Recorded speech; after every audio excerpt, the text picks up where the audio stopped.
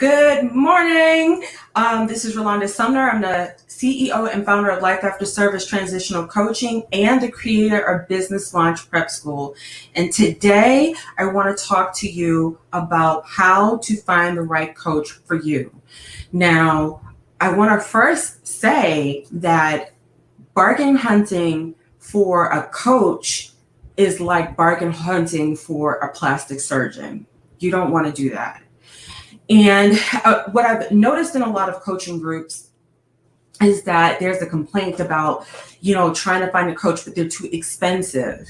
And expensive is relative. It breaks down to priority. What is your priority? Is your priority to grow and develop personally, or is your priority to stay where you are?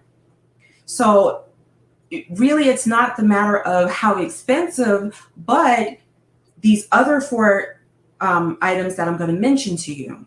At the end of the day, you don't want to make price the first criteria in finding the right coach for you. That is a mistake. Okay. So the first thing you want to look at is connection. Do you have a connection with this person? When they email you, hit you up in your inbox, call you, whatever way they contact you, do you feel connected? Do you feel good about it? Do you feel like it's conversational? Do you feel like you two would make a good match? For my fellow empaths, you might be able to feel this early on. You might be able to feel it immediately when they get a hold of you. You might be able to feel their energy. But if you're not sensitive to other people's energy, it's going to take you a little bit of time. So be willing to take that time to find the right coach for you who helps, who's going to help you and has a good connection with you. The second thing is niche. Is this coach in your niche? It is no longer okay to work with a coach who is like an all-around person, like, oh, I work on everything life related. Your life is big and complicated. What part of life coaching do you focus on? What part of business coaching do you focus on? I specialize in startup development. So I help startup new coaches start their practices from scratch. Other people work on sales. You might have somebody who's like, nope, I'm a coach for exit, somebody who wants to exit from their business. You need to get with someone who specializes in the area for which you need help with. Which brings us to experience. Have they walked that walk? Have they gone through that journey? Have they gotten any training? I'm a big proponent of real life experience because coaching is a combination of your desire and passion to help somebody get to the next level in their life, their next level in their consciousness, and you're bringing your life experience, all the blood, sweat, tears, education, investments, everything, you're bringing that with you. And that's how you're able to help them see the next step. That's how you're able to come up with good, empowering questions that are related to that particular field or craft to help them out. So make sure the person's walked in your walk. They've walked in your shoes. They know what's going to happen. And they're on the other side of transformation. Again, it's no longer acceptable to work with somebody who's a generalist because the areas in being a generalist are so vast sometimes. What specifically can you help me with? Oh, I can help you with everything is not a good answer. What specifically can you help me with? In their pre-qualification, are there questions there that will give you an idea of the stage or the specific area that they help a person in? For instance, on my pre-qualification, I ask you what stage of business you're in. Are you pre-startup? Are you startup? Are you growing? Are you about to exit? And depending on what you answer will determine if I refer you to other resources or if I am going to interview you to see if you're a good fit for my program or my service.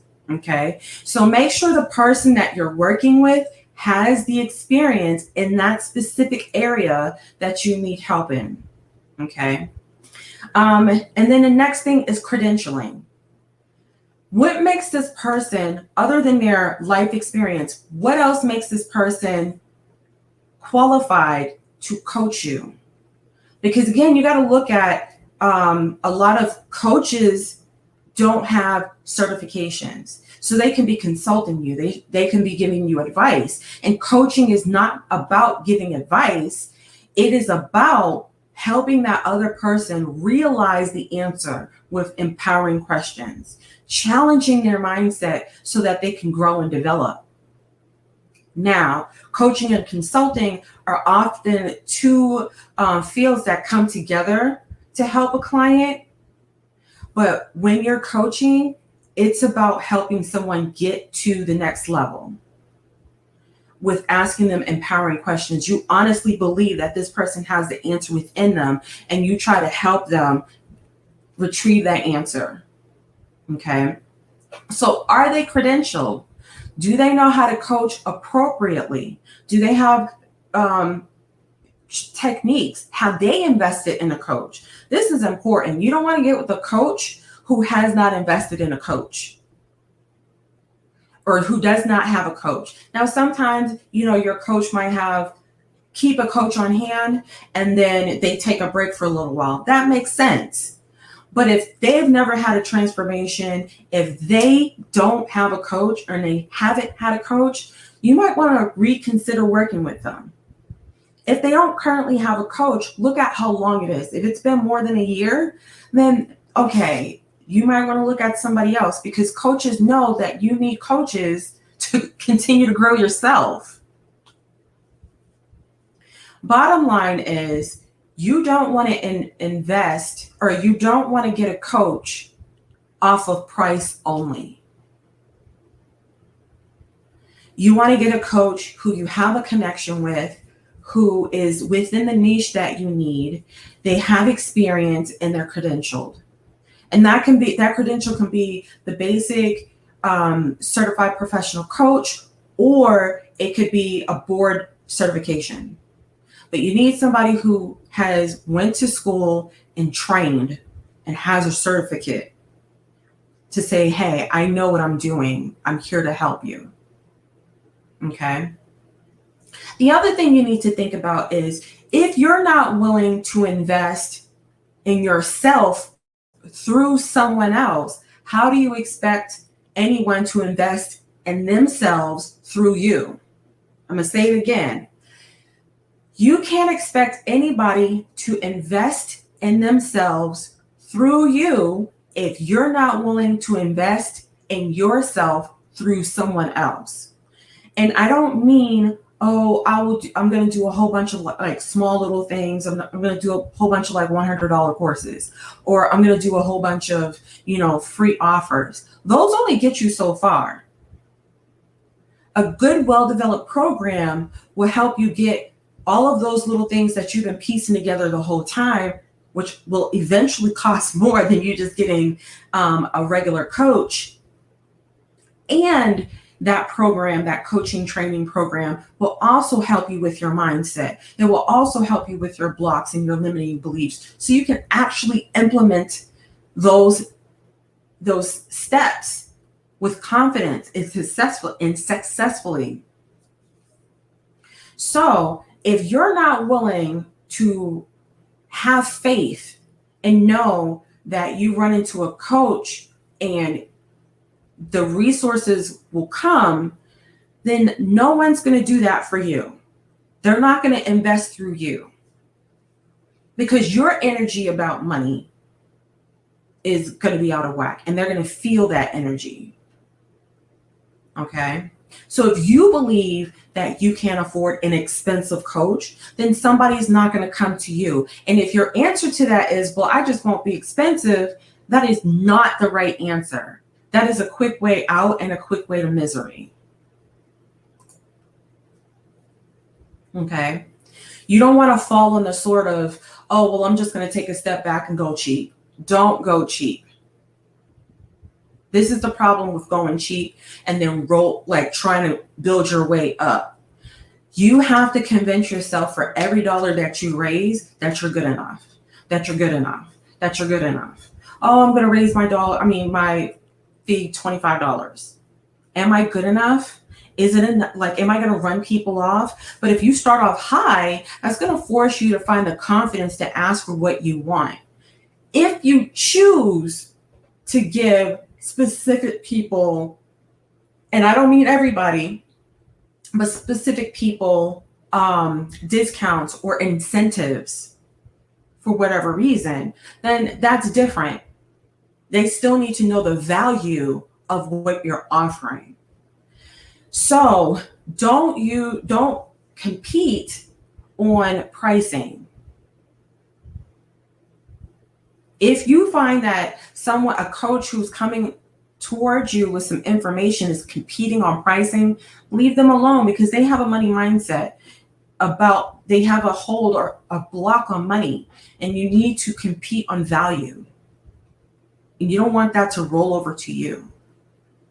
So instead of looking at a coach and saying, I don't want to work with them because they're too expensive, if you really want to work with them, pray about it. God, if this person's for me, can you please send me the resources so I can pay them?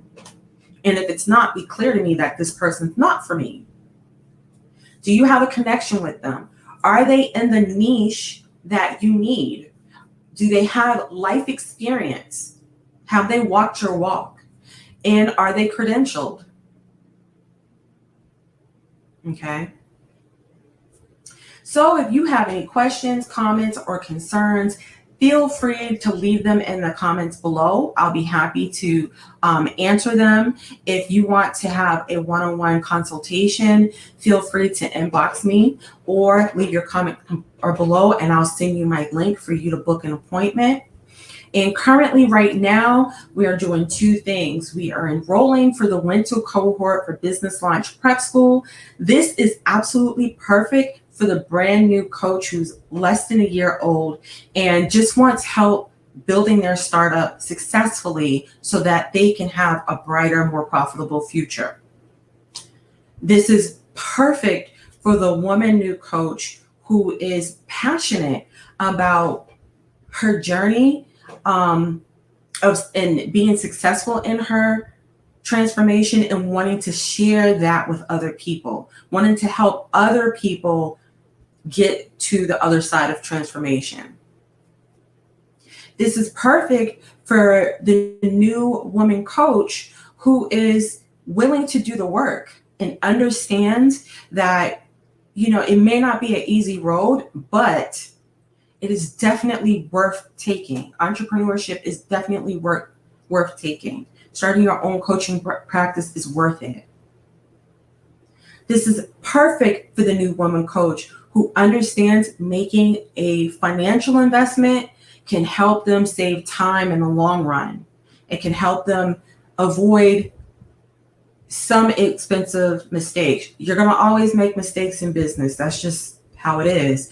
But why don't we focus on areas where we don't have to make those particular mistakes? We don't have to make certain mistakes and then take our time to financially fix it.